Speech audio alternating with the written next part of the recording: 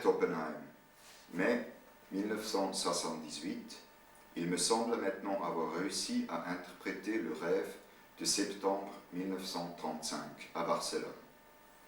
L'homme aux cheveux gris, père, à l'endroit où mon père me dit avoir connu ma mère, où donc j'ai été engendré, cet homme en costume de tweed était un représentant du patriarcat en moi-même, et qui m'a moi aussi engendré. Moi aussi donc, je portais en moi cette vieille opinion, et par là même, je participais à la dévalorisation de ce qui est féminin, de cela qui, depuis que dure le patriarcat, est projeté sur le sexe féminin. Par ce féminin dévalorisé, il ne faut pas entendre la femme naturelle qui enfante des enfants, même si cette dévalorisation s'applique aussi à elle par la projection. Mais le principe féminin spirituel que les femmes et les hommes ont dévalorisé en eux-mêmes. Cela signifie que c'est l'attitude patriarcale en moi-même qui dévalorise en moi le féminin spirituel, le tue, et qui en même temps, comme elle l'a fait de tout temps, m'empêche de développer en moi le masculin spirituel et de parvenir ainsi à former un tout. Je voulais tuer ce représentant du patriarcat. Mon père, peut-être, le représentant du masculin à un niveau supérieur, oui, peut-être même du masculin au niveau où il n'est plus séparé du féminin, peut-être aussi de ce qui est éthique en soi, m'a donné le conseil de bien agir face à l'attitude patriarcale, de ne pas me faire la meurtrière de ce principe masculin, et donc de rendre l'un pour l'autre, meurtre pour meurtre, mais de lui donner seulement un coup, pour provoquer ainsi une modification de la situation, qui mènera à un développement dans le sens de la totalité, dont Ouroboros, le serpent qui se mord la queue, est un symbole. Peut-être l'attitude passive du patriarche rendait-elle possible que je retourne le couteau sans difficulté et puisse le diriger contre lui-même. Indication que cette entreprise sera un succès.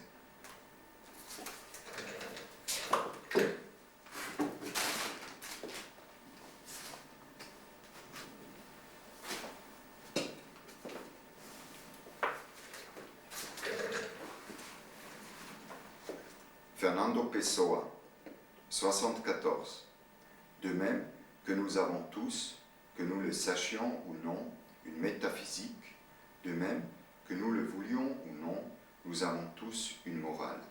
J'ai une morale fort simple, ne faire à personne ni bien ni mal, de faire de mal à personne, ne faire de mal à personne, parce que non seulement je reconnais aux autres, tout comme à moi-même, le droit de n'être gêné par personne, mais aussi parce que je trouve qu'on fait de mal nécessaire dans le monde.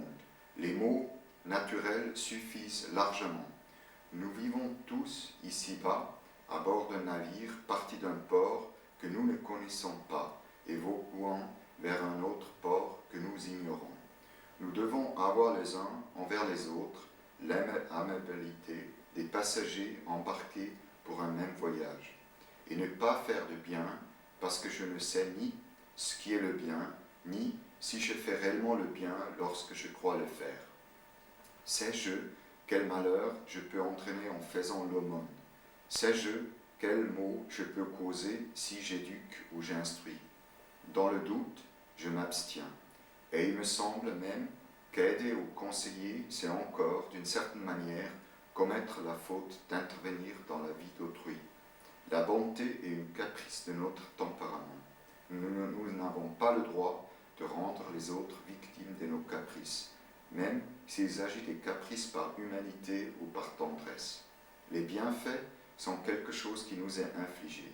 C'est pourquoi, froidement, je les exercerai. Si je ne fais pas de bien, par souci moral, je n'exige pas non plus qu'on m'en fasse. Si je tombe malade, ce qui me pèse le plus, c'est que j'oblige quelqu'un à me soigner, chose que je répugnerais moi-même à faire pour un autre. Je ne suis jamais allé voir un ami malade, et chaque fois qu'en tant malade, on est venu me rendre visite. J'ai subi chaque visite comme une gêne, une insulte, une violation injustifiable de mon intimité profonde. Je n'aime pas qu'on me fasse des cadeaux. On semble ainsi m'obliger à en faire à mon tour, ou même Jean ou à d'autres, peu importe. Je suis hautement sociable, de façon hautement négative. Je suis l'être le plus inoffensif qui soit, mais je ne suis pas davantage. Je ne peux pas être davantage. J'ai à l'égard de tout ce qui existe une affection visuelle, une tendresse de l'intelligence, rien dans le cœur. J'ai la foi en rien, espoir en rien, charité pour rien. J'exercerai effaré et nauseux les sincères de toutes les sincères, sincérité et les mystiques de tous les mysticismes, ou plutôt, et pour mieux dire, la sincérité de toutes les sincères et les mysticismes de toutes les mystiques. Cette nausée devient presque physique lorsque ces mysticismes sont actifs, qu'ils prétendent convaincre l'esprit des autres, ou commander à leur volonté, trouver la vérité ou réformer le monde. Je m'estime heureux de n'avoir plus de famille. Ainsi, ne suis-je pas contraint, ce qui me pèsera inévitablement, d'aimer qui que ce soit. Je n'adhérerai que littérairement. Je me rappelle mon enfance des larmes aux yeux, mais ce sont les larmes rythmiques, où déjà perçait la prose. Je me rappelle comme une chose extérieure, et à travers des choses extérieures, je ne me souviens que de choses extérieures. Ce n'est pas le calme des soirées provinciales qui m'attendrit au souvenir de l'enfance que j'y ai vécue. C'est la place de la table à thé, c'est la disposition des meubles tout autour de la pièce, ce sont le visage et les gestes des personnes qui m'entourent. C'est des tableaux que j'ai la nostalgie. C'est pourquoi ma propre enfance m'attendrit tout autant que celle de n'importe qui d'autre. Elles ont toutes deux, dans un passé dont je ne sais ce qu'il est, des phénomènes purement visuels que je perçois avec une attention toute littéraire. Je suis ému, sans doute, mais non pas par le souvenir, par la vision. Je n'ai jamais aimé personne. Ce que j'ai le plus aimé, ce sont les sensations. État de visualité consciente, impressions d'une ouïe en alerte, parfums qui sont un moyen pour l'humilité du monde extérieur de s'adresser à moi, de me parler du passé, si aisé à se rappeler par les odeurs, c'est-à-dire de me donner plus de réalité, plus d'émotion que le simple pain en train de cuire, tout au fond de la vieille boulangerie, comme par ce lointain après-midi où je revenais de l'enterrement d'un oncle qui m'avait beaucoup aimé, et où j'éprouvais la douceur d'un vague soulagement, je ne sais trop de quoi. Telle est ma morale ou ma métaphysique. Autrement dit, tel je suis, le passant intégral de tout et de son âme elle-même. Je n'appartiens à rien, ne désire rien, ne suis rien. Centre abstrait des sensations impersonnelles, miroir sensible, tombé au hasard et tourné vers la diversité du monde. Après tout cela, je ne sais si je suis heureux ou malheureux, et cela ne m'emporte guère.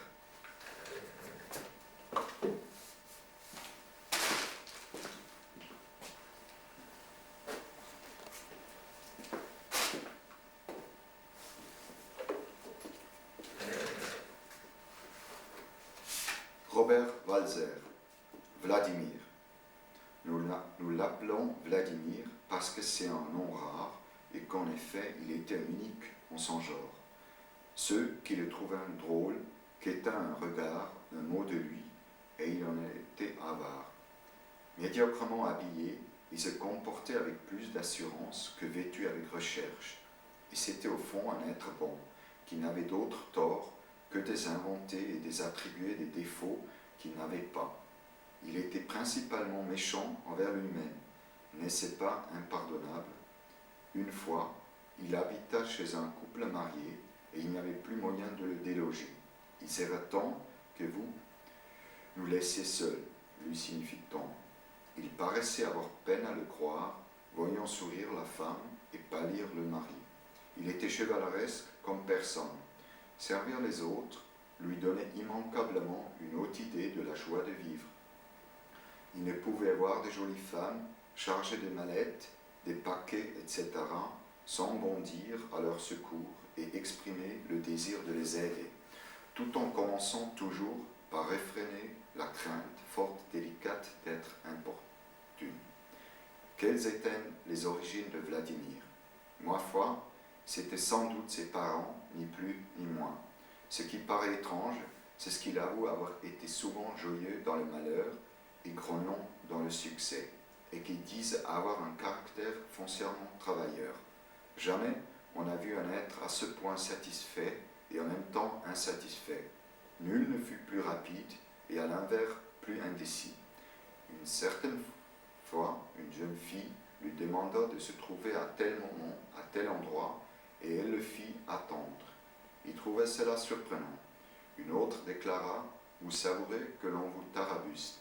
N'avez-vous pas une prédilection pour les blagues qui frisent la désinvolture? Vous faites erreur. » Voilà tout ce qu'il répondit. Il ne voulait à personne au monde, car j'ai déjà moi-même joué plus d'un vilain tour à des gens. Au salon de thé, les mimiques et les propos des clients l'amusent. Au demeurant, il n'était pas friand de trop de distractions, même si, exceptionnellement, il les appréciait fort. Il songeait à tout pour l'oublier sur le champ. Il était bon calculateur, ne permettant pas à sa sensibilité d'avoir part sur lui.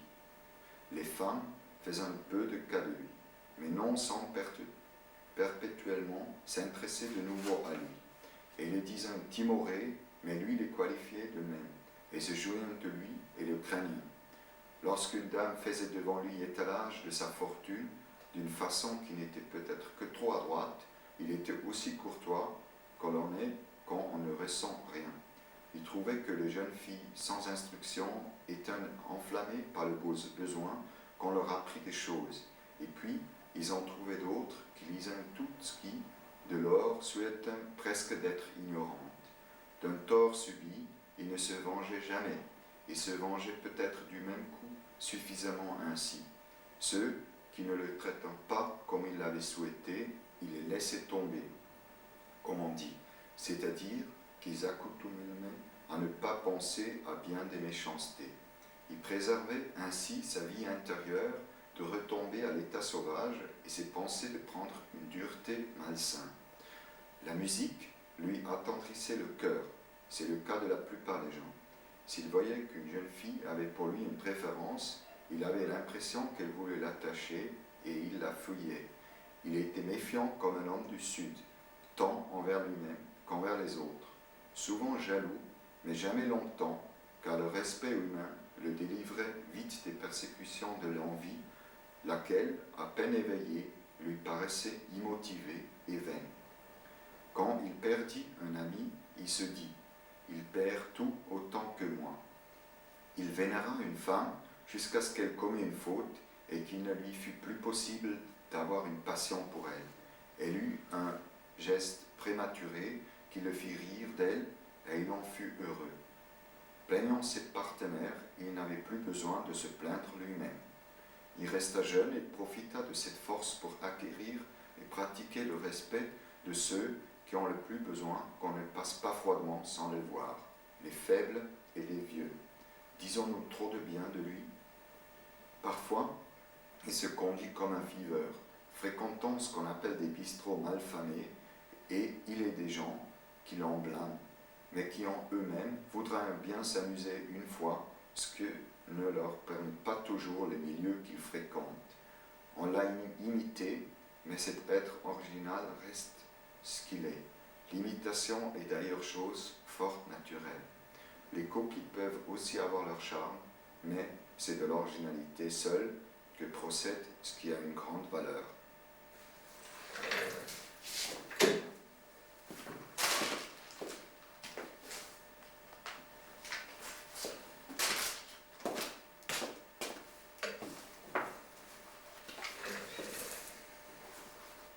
Emmanuel Bove, retour. La nuit était tombée au milieu de l'après-midi. Depuis le matin, il n'y avait plus et il pleuvait encore. Toutes les lumières de l'avenue d'Orléans semblaient débraiser dans l'obscurité. Jeanne Legros s'arrêta devant la station du métro Mouton-du-Vernet. Elle n'en pouvait plus. La chaleur humide qui montait du souterrain lui semblait douce. Elle portait un manteau de murmel, dernier témoin d'une aisance moyenne. Il était mouillé et sa teinte jaunâtre faisait penser à un chat de gouttière. Il y avait 3 ans que Jeanne avait abandonné son mari et ses 2 enfants pour suivre un jeune et beau représentant de commerce. Elle avait vécu avec lui à Lille, au Mans, à Bar-le-Duc. Un beau jour, il n'avait plus voulu d'elle. Elle était alors rentrée à Paris. Elle avait travaillé dans une fabrique.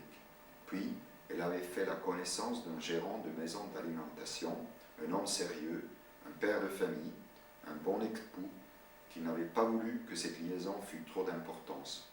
Un beau jour, lui aussi avait rompu et de nouveau, Jeanne avait cherché du travail, en vain cette fois.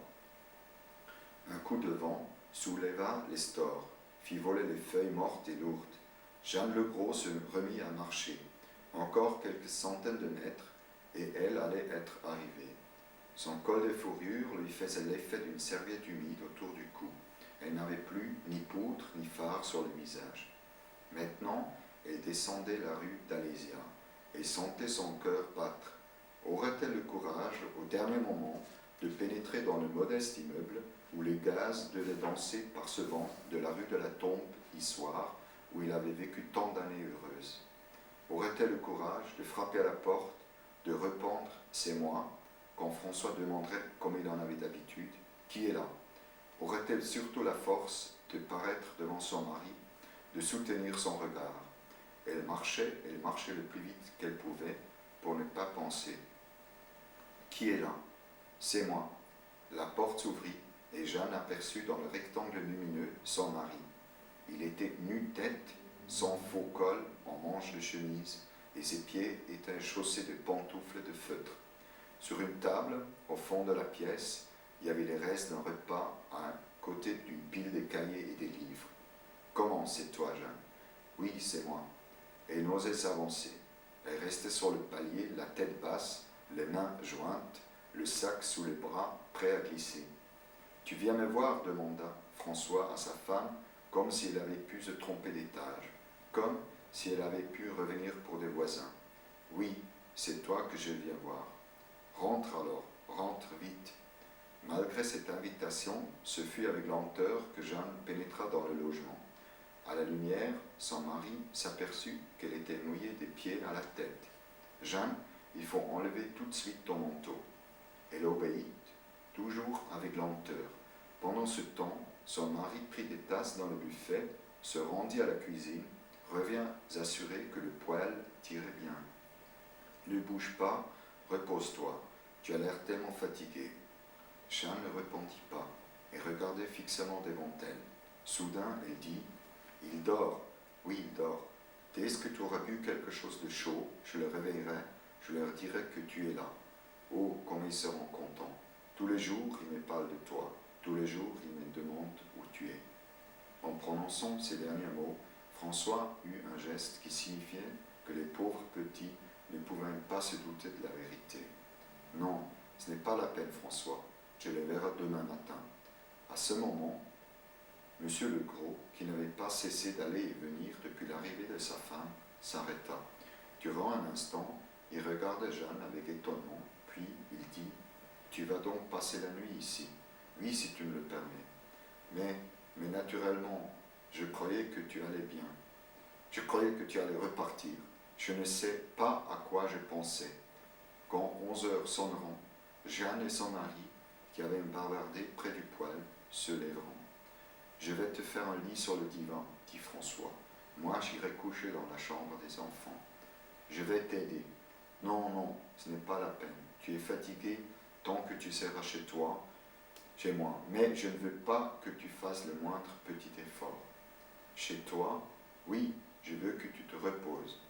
Au moment de se séparer, Jeanne prit le main de son mari. François, qu'est-ce que tu as? Elle hésita une seconde avant de répondre. Je n'ai rien. Va avec les enfants. Le lendemain matin, François se leva avec précaution, de manière à ne pas faire de bruit, s'habilla, puis se rendit sur la pointe des pieds à la cuisine, où il prépara le petit déjeuner avec un soin dont il n'avait pas l'habitude. Il était heureux. 3 années venaient de s'écouler, durant lesquelles il n'avait pas cessé de songer à celle qu'il avait quittée, durant lesquelles il n'avait connu aucune joie profonde. Il mit 2 tasses sur un plateau, le lait, la cafetière, le sucre, le beurre. Il n'oublia rien. Puis il se rendit dans la chambre où reposait Jeanne. Cette chambre était vide. Jeanne était partie. Elle avait compris que si son mari lui avait pardonné, que s'il avait pitié d'elle, que s'il était prêt à faire tout ce qui en était dans son pouvoir pour la rendre heureuse, il ne l'aimait plus autant qu'avant. Et comme nous attendons beaucoup plus d'autrui dans la peine que dans la joie, elle avait préféré disparaître.